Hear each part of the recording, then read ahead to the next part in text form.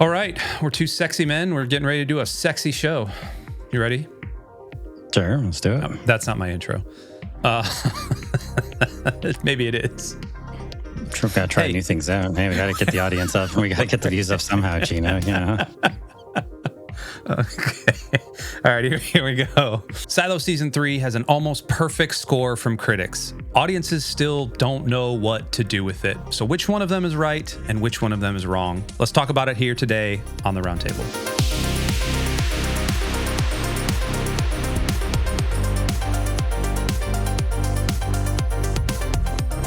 I will have included an outtake of before we were recording when we were trying new intros, and one of them was we are two sexy men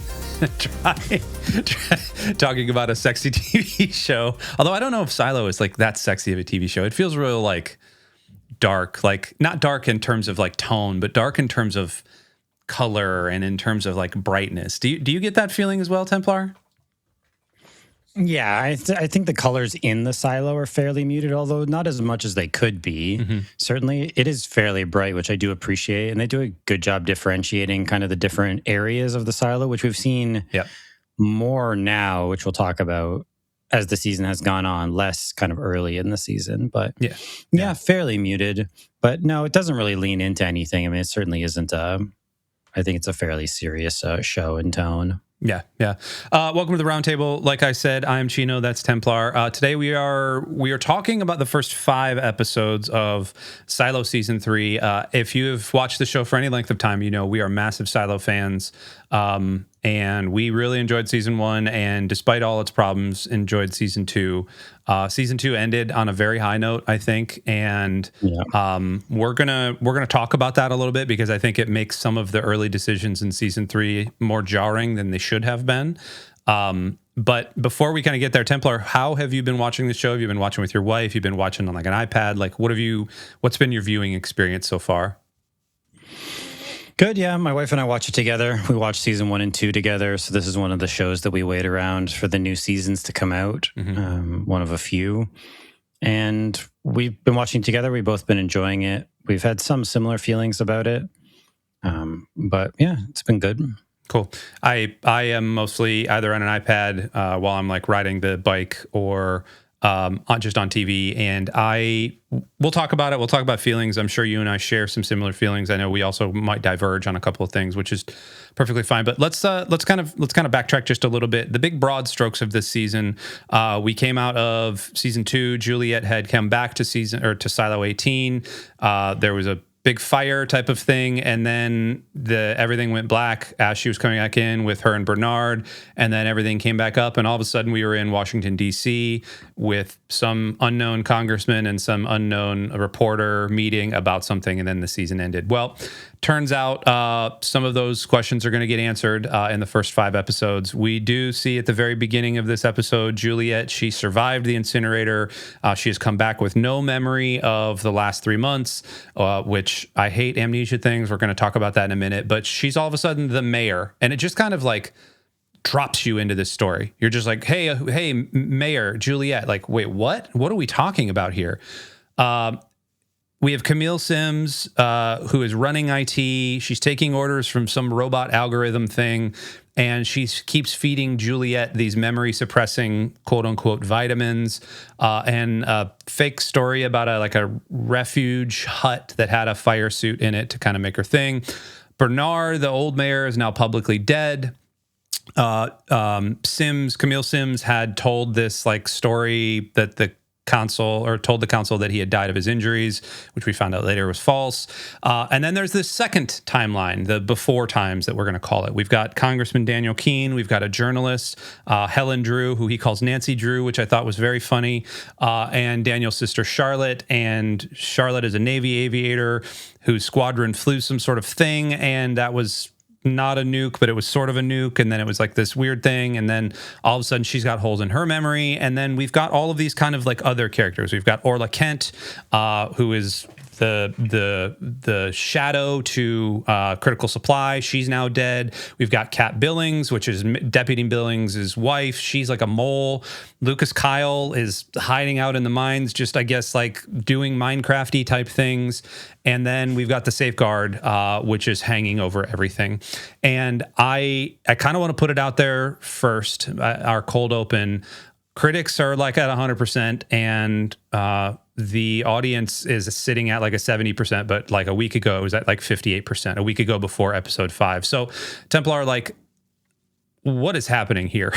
Like, why is that gap there, number one? And I guess number two, does watching a season all at once like the critics do versus watching it one episode at a time change whether a season is good or whether you just enjoy it or don't enjoy it? Yeah, watching it all at one time, I think, is certainly going to. I mean, if it's well constructed, hopefully it carries you along and you can kind of see what it's doing. You don't have that week in between where you're maybe mulling things you didn't like and you can kind of see the payoffs immediately. So if there's something you don't love in one episode, the next episode maybe addresses it and it's a little better and you come out of it being like, oh, okay, well, that's all right then. That didn't really bother me. Now, if I watch an episode and I'm not really a fan of it, I have a week to think about it before the next one comes out and maybe it addresses the issue, right? So there's pros and cons of the system. I think it's interesting that most streaming services seem to have moved away from that. I don't know if anyone does that anymore where they just drop the whole season because that was a thing for a while with streaming. It seems like they've generally moved away from that, probably just try to milk as much content and time out of these things as they can. Yeah, that as well, which fair enough. But the divide is interesting. But you did make a good point while we were just chatting before we started that they've seen the whole thing, the critics have, which does potentially bode well for how the season's going to go then. Because if people have seen, and if the tomato meter is going up, if it's 58 last week, which seems low to me, now it's 70, it's kind of trending in the right direction.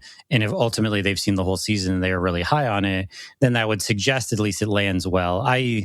Like you, I think I do have some complaints about this season. I would have preferred it to go a few different directions, but we can get into that. Yeah. On that, Pop Culture Maniacs, they had said that this should have been 6 episodes and not 10, just flat out, because it does start a little slow. And actually, Roger Ebert, he said that the early timeline tends to drag a little bit. And I think you're right that the critics are saying like, hey, the wait is going to be good. Like, just trust us on this. And that bodes well because my very first thing that I wanted to bring up is the Amnesia thing. I just absolutely hate Amnesia storylines, man. I think it's lazy writing. I think it is the oldest cheat in television. It exists to untell a story. It exists to milk time out of broadcasts.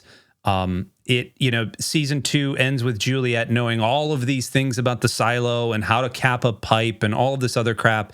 And then season 3 ends with just this, or begins with just this, like it's just a stumble. It's like pulling frickin' teeth. Like she's learning all of these characters. And like, there's just so many cringy conversations she's having with all of these people. Particularly with like her best friends she's like, oh, I feel like I love you. And like, it's just all of this weird, dumb crap in the books. And by the way, we're going to spoil that. I probably should put that up front, but we're going to spoil the heck out of this and probably the books too. In the books, she comes back from Silo 17. She becomes mayor, and immediately they start prepping the people to go someplace to do something. There's some drilling and some digging, and like it picks up real quick. The book version moves. This version just kind of circles a little bit, really up until like episode 5. I feel like episode 5 is when things started to shift. So, talk to me about Amnesia a little quick. I got the sense from talking to you earlier that you didn't have as much of a gripe with Amnesia that I did. I don't like it here. I think it's interesting because I think the adaptation of the first book into the first 2 seasons is better than the book. I think the decision making I preferred it because the books are, as you say, much more straightforward. That's true in the first book as well.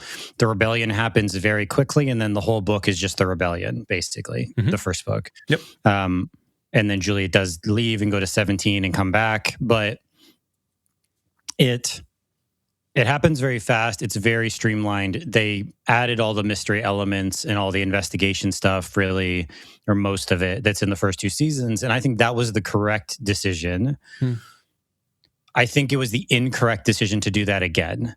I think in this case, it would have been better if they'd stuck more to the book and just had it move with some propulsion, because we've done that for multiple seasons already. We've done the investigation slow, drawn out, and it was well done. Like, I enjoyed it, but don't try to reset it back to zero, essentially, and then just do the same thing kind of again. Like, I really disliked the first episode strongly of this season. I was not into it at all. I was like, oh no, this is what they're doing. It was a while before I even checked out season 2 or episode 2, because I was so not into it. And I think from episode 2, it's at least better, and it kind of, some stuff is happening. I agree it could have been streamlined from what it is, but I just wish they had made different decisions. Like, I was hoping for what you described. I stopped reading about halfway through the second book. I wasn't that into it.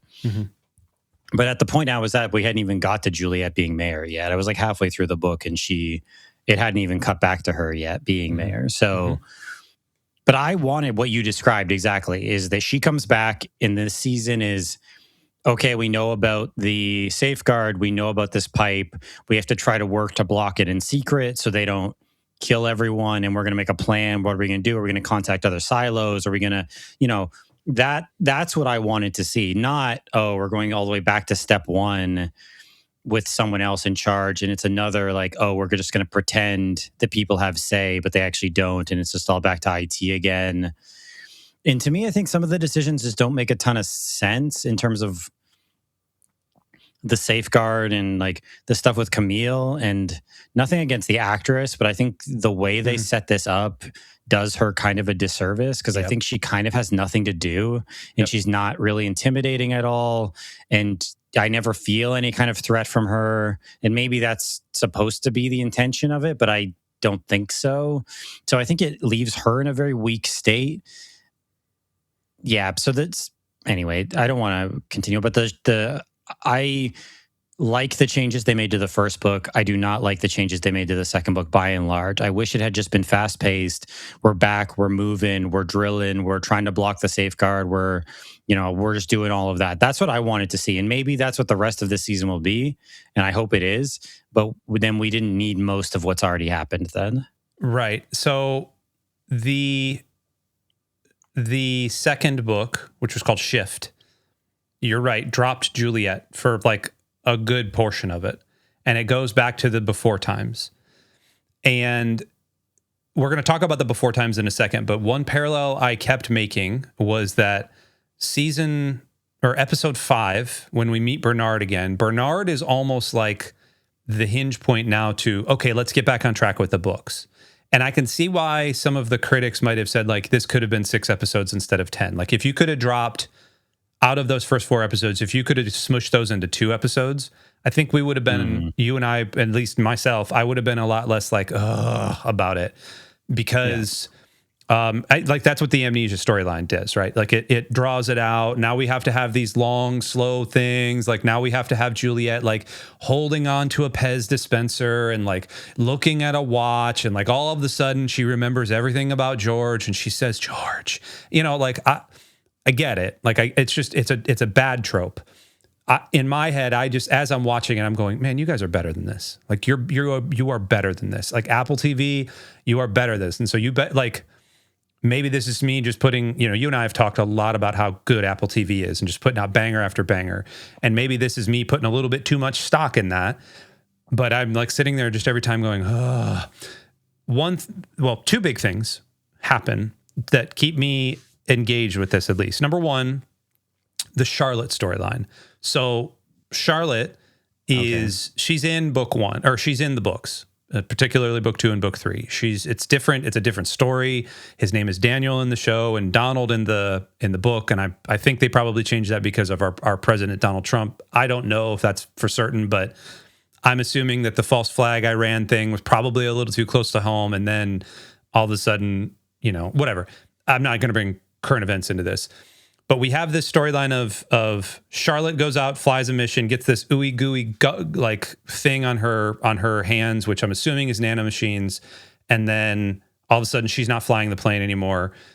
She does some stuff and comes back with holes in her memory. Juliet goes out and does some stuff and comes back and has holes in her memory. So there's an interesting like story thing that's running on there. It's all the same drug. It's all the same everything. So there's that happening. And thematically, like, I like that. But the thing that kept pulling me back was the actual before time stuff, because Daniel Keene, I like that actor, Ashley. I can never remember his name. I like him as an actor. There he is right there. And I like the whole Helen Drew thing. It's not how the books were. Like I know it's like they're going to fall in love and yada, yada, yada. Like, okay, we get that. I'm perfectly fine with that. But then we get to this like billionaire AI guy, and like the car is now driving itself, and da da da da da. It keeps pulling me back. That storyline keeps pulling me back. And then episode 5 happened, and I was like, okay, I'm back in the silo. Like, let's freaking go. I'm on board. Does the before times timeline for you? Does it work for you? And then does it make this silo like scarier or less scary? Like, do you start to understand, or is it just kind of a toss off for you? Yeah, I have very little interest at all in the before time stuff. I agree with you that I'm sorry. Like, it's fine. It's fine. I sound like I'm very negative on this season. I'm not. I didn't intend to come in being negative on this season. Episode 1 is really the only one I actually dislike. I'm generally positive on all the rest, and I feel like they've gotten better as it's gone on. And episode 5, I thought was really excellent. Yes. My wife and I watched yesterday, so it's gotten better, and I generally like it. And the before time stuff is fine. Again, I kind of just wish they had done what was in the book, which is that he's recruited by the senator initially because he has like a relationship built with him, or has like a connection there. I forget exactly, but he's an engineer, which is in the show. Right. But he gets brought in to be a part of the silo project from the beginning, because there's no mystery that they have to build these silos. So like the mystery is what's the deal with the Iran thing and this like dirty bomb. And then like, that's the mystery stuff. And you could have kept that. I don't know why they felt the need to do this. Like, it's okay because I think they're both really good and they're good together. Like, he's great, and the actress who plays Helen is great. They're both really good and they play off each other well. So their dynamic I like a lot.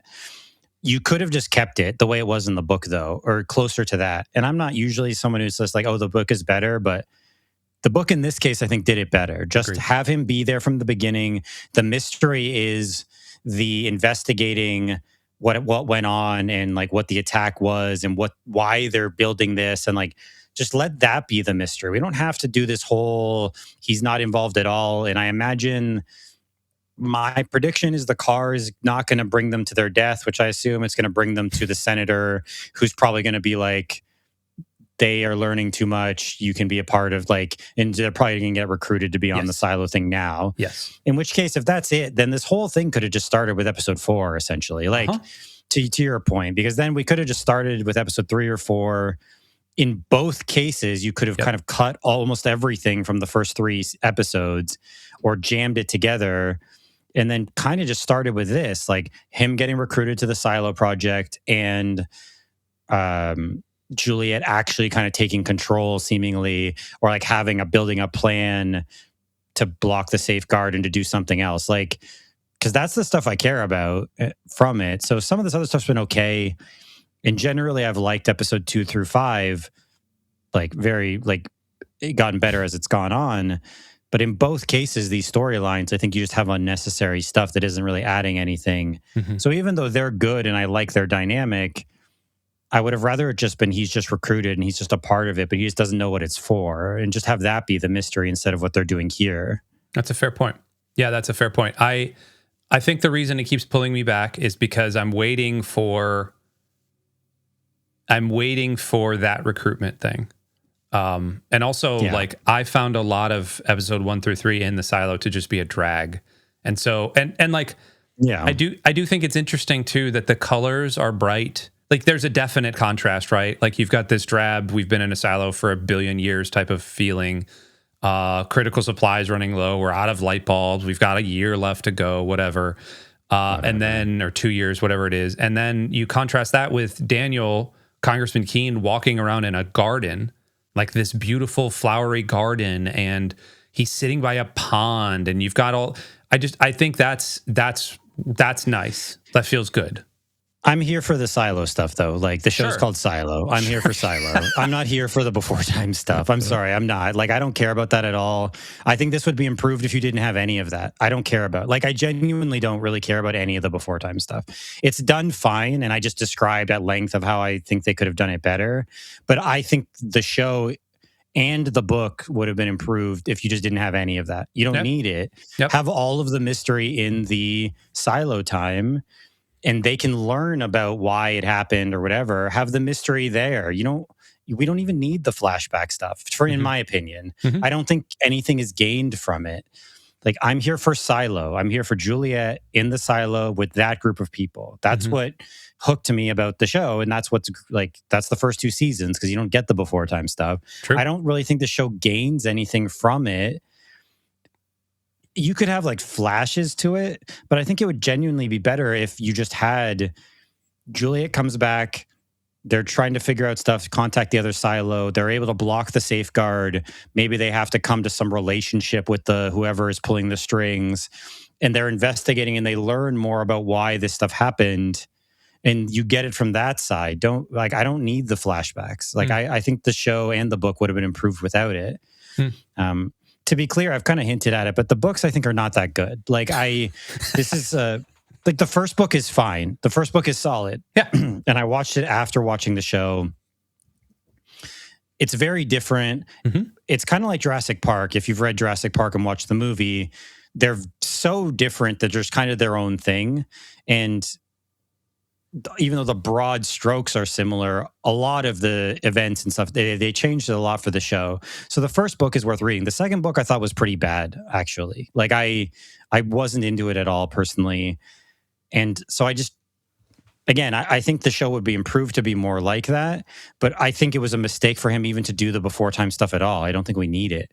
So I really wish they would just focus on the actual Silo time and just move forward. Like, maybe you disagree. I'd be curious to know, because you've read all 3 books, where I tapped out halfway through the second one. What do you think about that? Are you like, so I guess you like the flashback stuff, but do you think it's necessary in the sort of grander scheme of this telling this? Oh, you do? Okay. Yes, I do, because, and this might be because I did finish the books. I think there's a series of events that happen towards the end of book 3, middle of book 3, all the way, essentially. We talk about the Sanderlanche all the time. Like, it is the Brandon Sanderson. Yeah. We're just putting a bunch of blocks and then we're just going to kick the tower over. Like, essentially the tower gets kicked over halfway through book 3, and a bunch of stuff just happened. Boom, boom, boom, boom, boom, boom, boom, boom, boom.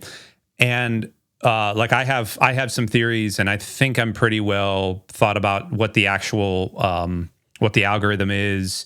Or who the algorithm is, and I've got some pretty reasoned out theories as to that because of book 3. All of that only happens if you set up what happened in book 2 with Donald and with his sister and with the congressman and with all sorts of stuff. Like, you have to have those blocks in place. So that's why I'm more interested to see what they've changed. That, and I was really like put off by a decent amount of the first 3.5 episodes, really. And just the stilted, and maybe it's because like I hate seeing Juliet Nichols. I hate seeing a powerful woman, powerful actress like that be reduced to like, she has to have a guard around her because she doesn't have a memory. Like, I hate, I think that's why the storyline is like really getting to me. Yeah. Well, you totally change her character, basically, right? And they keep telling her you're the same person. It's like, well, she hasn't been acting like the same person. No, she's still she's curious, I guess, but she hasn't really been acting like the same person. And I mean, you have Rebecca Ferguson, And like a use lot her. of people in this show are good, but Rebecca Ferguson's great and like is the linchpin for the whole show, obviously. I mean, that's not a hot take. So to completely change that character, and I think we're going to get the old Juliet back here now, but again, like, then just have her be Juliet then. Like, have her come in from Silo 17 and just be Juliet.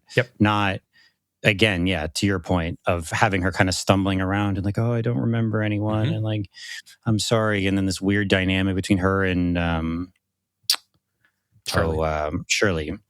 And just tough. And I don't know. I just... strange decision making. Again, like generally I've liked it because I just like the characters. I like the world. It's the production value is still excellent. And outside of that frustration, which is a lot of the Silo stuff, I'll grant you, I generally still like it, like because I just like this world. I like these characters generally. I'm interested to see it going forward. But yeah, again, we've made the point, but I wish they could have condensed some of that beginning stuff. So all of that being said, I do want to talk about episode 5 because I do think episode 5. Now, I think you have made the statement. It is a white stone in a field of black stones or black, whatever. Like it is a diamond shining in the rough. So maybe that's why it stands out. And honestly, for the first 10 minutes of episode, maybe first 20 minutes when they were doing all the flashback stuff, I hate flashback episodes. If you're not moving the story along, like I'm bored and I'm usually just skipping 10 seconds and 15 seconds ahead. I didn't because I wanted to see where it goes. And then all of a sudden we catch up to modern day Bernard and Sims sitting in the digger area. And I was like, okay, I'm locked in. I thought episode 5 was probably it's up there with like one of the best episodes of the last 2 seasons by far. And you know, rewind, like Juliet and Bernard have been burned. Now Bernard has a beard and he's still talking like this, and he's talking like RFK Jr. They're doing a lot of things. Sims now is like the hero of the silo. He's still got like a weird undercurrent, like he might just totally do something. And like even at the very end when of the episode, they're coming again, spoilers, they're walking up the stairs. Juliet and Sims are walking up the stairs and he turns around and she's like, you can just throw me over the edge. And he's like, well, no, I'm not going to do that, but I'm going to do this. And I was like, oh crap, he's going to shoot her in the leg, or like he's back to old Sims or whatever. But he gives her the Pez dispenser that he had taken from his son. And all of a sudden everything, like, I was like, holy crap, like Sims is on one right now. He's like the ultimate hero of the silo. So I don't know. How did you feel about episode 5? Like, give me overall thoughts and like give me high points of the episode. It was great. I think I'm glad to see that Bernard was. So overall, I really liked it. Definitely the best episode so far. I agree. I think it's close to some of the best episodes of like season 1 and 2. Some of it felt a little clunky, like they needed to kind of transition, like having Bernard just be there and the Bernard and Sim stuff. It's like, fine. I'm just happy things are moving. Like it's cool. I'm into it. I think it could have been done a little bit more elegantly, but I'm not going to complain about it because I'm just happy things are moving and we're going again. I was glad to see Bernard alive because I thought it very strange. It's like, what? They just killed Bernard off. Like Bernard just died off screen. Like this was like a central character for 2 seasons. And it's just going to be like, oh, he just died somewhere else. Like that's very weird. So I wondered if he was going to come back. And so I was happy to see that he did.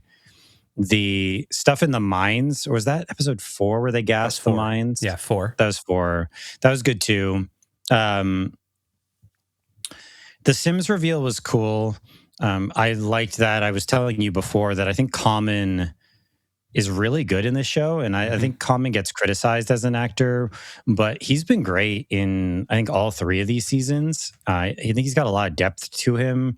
And I think his sort of quiet, contemplative thing, like he doesn't have a ton of range that I've seen, but I don't mean to give him a backhanded compliment, but I think his like vibe works really well for this show. Like, and for the character, like I feel like the character was written very well for him, like for him to play. Like he's very well suited to it, and he does a great job. So in terms of high points, the interaction between Sims and Walker is really fun. Like that interaction is good where they're setting up how they're going to get Bernard down. it was cool just to see people actually being able to talk about things, like actually being able to just talk about this is the safeguard, this is like that, and have a conversation was good. Like you're getting the crew together there at the end, which feels like it's maybe a couple too many people. I wonder if something's going to come out of that, because it really goes from like no one knows about this to like 12 people or a dozen people seemingly know about it. But it's a nice scene. Some nurse we met like last episode, all of a sudden she's like the linchpin. It's very, so like it really expands kind of quickly. The stuff with critical supply, I would say I don't really care about that. I assume that's going to be like, oh, we need to maybe make contact with 17 and get some of their critical supply. Maybe like that's what is going to come out of that. Like you read the book, so maybe you know more. There's something to that in the books. But that's part of my speculation as someone who hasn't. That part of it is interesting. If that leads to, we're going to have to go somewhere, we're going to have to go get these light bulbs or something, and so we'll have to contact another silo maybe to get help with that and like share resources or something, and maybe 17 still has some of their critical supply left, and then we can get Zero again. We can get like some of those connections that Juliet had made, so that would be cool. Other high points, I mean, a lot of the memory stuff, I agree with you. It's fine. Like, it's a nice scene where he's giving her the message from her dad. That's nice. The ending on the kind of showdown or like the kind of face off between Sims and his wife is interesting. Like, I'm curious to see how that's going to play out, even though, as I said, I think she's kind of undermined in this show. What were some highlights for you, though? I think those two things, I think, and this, I'm gonna go back into the before times. The AI thing happening at the end is going to serve a means to an end. If I'm following where the books were and I'm following where the story is, it's going to follow a means to an end, because we don't know anything about nanomachines yet outside of they've mentioned it once. Nanomachines are a big deal, at least in the books. We'll see if that's the case, if they're going to just totally do away with them in the show and they're going to use it as something else. I don't know. They're leaning towards it. So there's that. I think that's going to serve a purpose. I think, like I said earlier, when Common turns around and gives her the Pez dispenser, I think it was overdone and overwrought. Like, that's kind of cheesy, going, okay, now we're going to go black and white, and there's George caressing my shoulder and all that. But I think that's gonna be a huge thing. I think you talked about that showdown. That was really, really cool, because they are literally now separated by 2 floors of just blown out stairway, and like he can't get to her and she can't get to him outside of this pulley thing. Like, that's very cool. There were a couple of really funny moments, like when Lucas and what's his name? The guy from the leader of the Outsiders. Yeah, that guy from Band of Brothers. They come like wailing down the garbage chute, and he's like, "Man, first time I did that, I crapped my pants. Like, you're not scared?" He's like, "You can't be scared because you're in the mines." So I just thought, like, okay, Lucas, like, I was laughing, like, come on, man, you haven't grown up that much. You were like this sissy boy getting shoved in the mines earlier. Like, come on, buddy. I agree with you also that it does feel like there's one too many people in the gang, and I'm having a tough time telling Billings. Patrick Kennedy. Yeah, Patrick Kennedy. There we go. I'm having a tough time telling Billings the wife apart from the new nurse that just showed up. And one other thing that is striking me odd, there's like dogs and cats now. We didn't. Am I just wrong? Like, that wasn't in the first 2 episodes or first 2 seasons? Maybe there was a cat once. I don't remember. That's a good question. I don't remember there being animals, but I didn't rewatch season 1 and 2 before this one, so I'm not sure. But yeah, Sim's holding the cat. Yeah. When he went to speak with her at the end of the episode. Yeah. Okay. And last little thing, I do want to talk about the algorithm real quick. If the season has a villain so far, it is the algorithm. It is this, could be AI, could be human, could be something else, could be just like a computer program. We don't actually know what the algorithm is. I do think it's interesting, though, that Bernard says he was controlled by the algorithm for 25 years. Is this just like a sort of Damocles situation? Like, if you don't control us, I'm just going to gas the silo? Is that what this is? That's what it seems to be. And honestly, I don't find that interesting. Like, No. because it doesn't make any sense. It's like, I mean, we know that there's however many silos, but in a world where, I mean, we don't know what the apocalypse was yet, they haven't revealed it of what happened, but something, and presumably if you can't go outside, there can't be that many people left alive globally. Yeah, you're just going to kill 10,000 people because what, they want to change government or something? Like, even if they don't go outside, like, the threat doesn't really make any sense to me. And maybe in the book it gets into why they would do that, but it doesn't really make sense to me at all to kill 10,000 people in a silo. Because I think it's a guy. I don't think it's an AI. I think it's a person.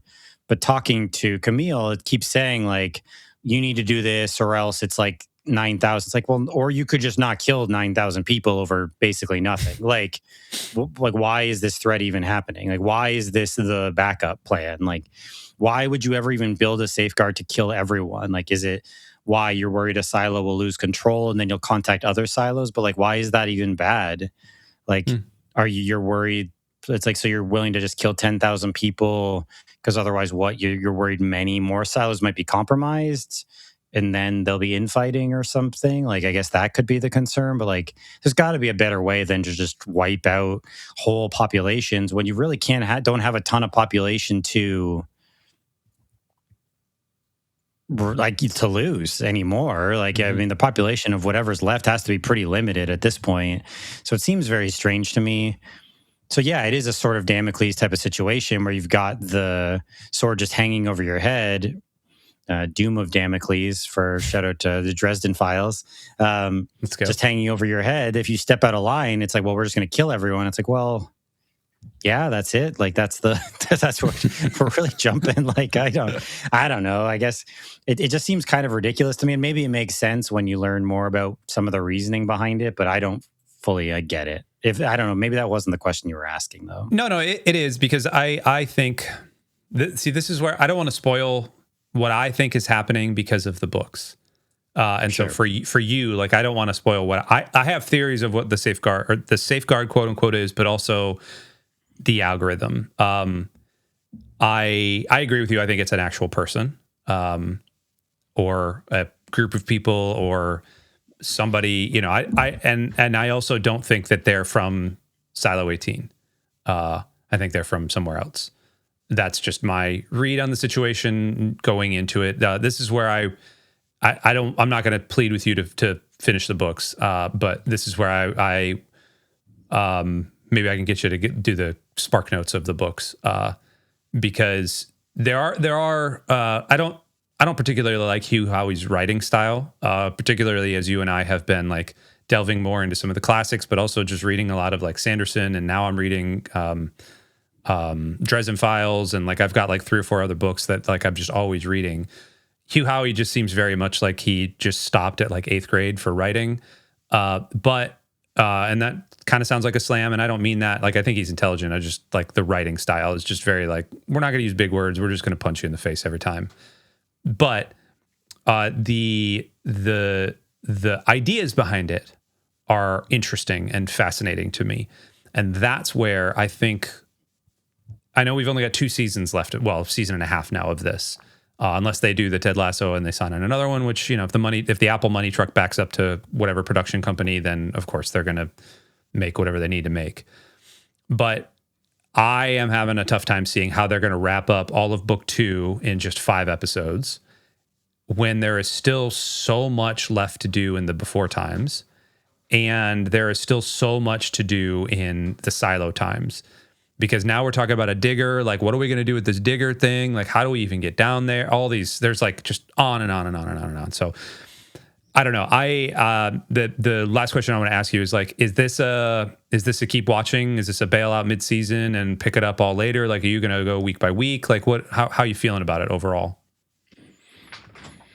Well, I'm in now, so we'll probably keep watching week to week. I mean, that'll just come up to, because again, I watch this with my wife, so it'll just be based on like scheduling. But she's usually up for watching something, well, like when we eat dinner and that sort of thing. So we'll probably be watching it week to week, just as we go.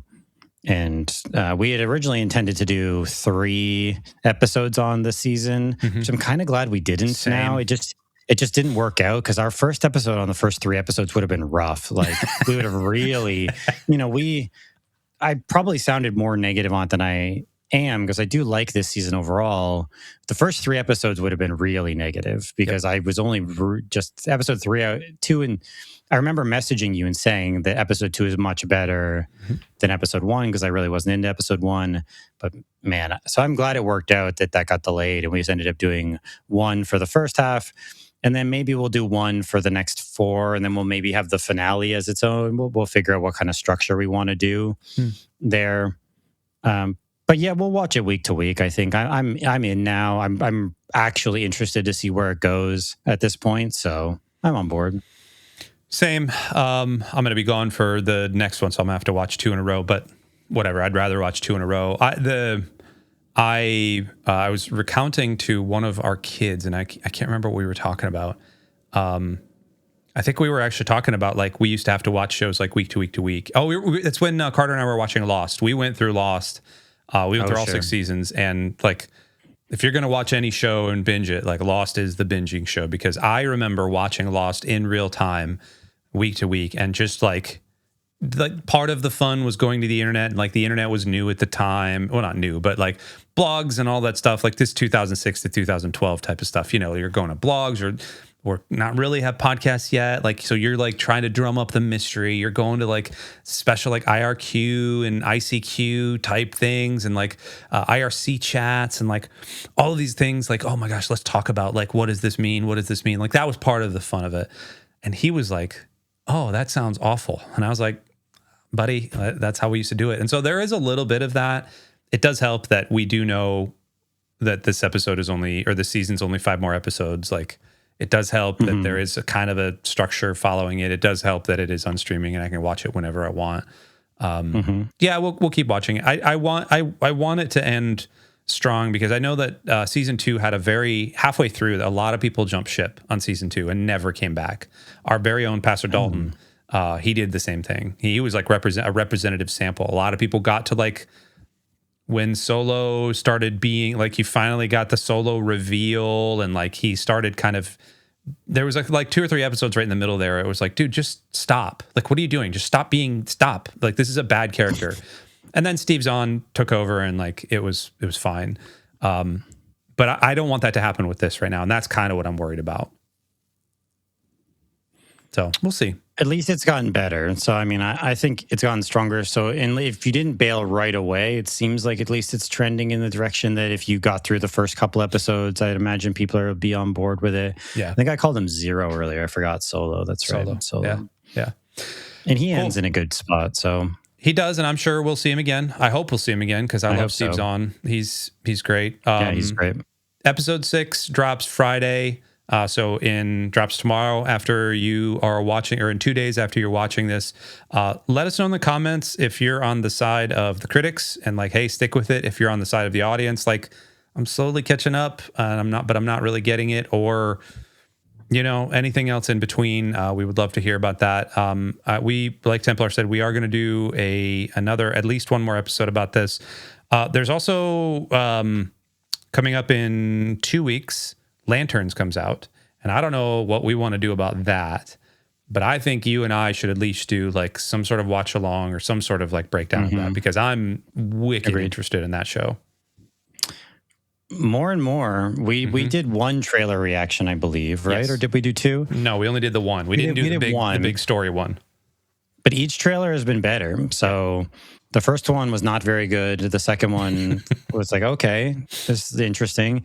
And then the most recent one I thought was great and really got me excited for it. So in terms of marketing, I mean, I imagine they would have probably preferred the first one to get a bit of a better reception, but they've done their job in terms of getting me much more interested in the show. I was probably going to check it out anyway, just because I'm kind of pulling for this DC universe to work out.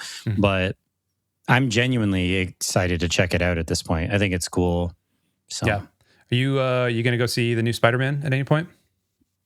no, probably not. I mean, I'll watch it eventually, I'm sure. But again, Spider-Man, I saw it made like 900 million worldwide in its opening weekend or something. That's crazy. Yeah, crushed It's it. huge money. So, I mean, Spider-Man's big, man. People love him. So, Yeah. we talked about it on previous episodes, though. Spider-Man's never been my favorite, even though I've generally liked the Holland movies. So, Yeah. I'll wait for it. It's like a lot of things. I'll probably just wait for it to come to streaming and then I'll check it out. Yeah, cool. Well, we thank everybody for joining in here on the Roundtable. We're going to get out of here. We love you. Make sure to stay subbed and go to the Discord. You know, you do all the things in the doodly doos below. But until next time, for Chino, I'm Templar. Oh, by the way, next time you see us, we're going to be live in person. I'm going to get to hug Templar's face, and it's going to be amazing. So stay tuned for a live episode from us. But we love you. We'll see you next time. Bye.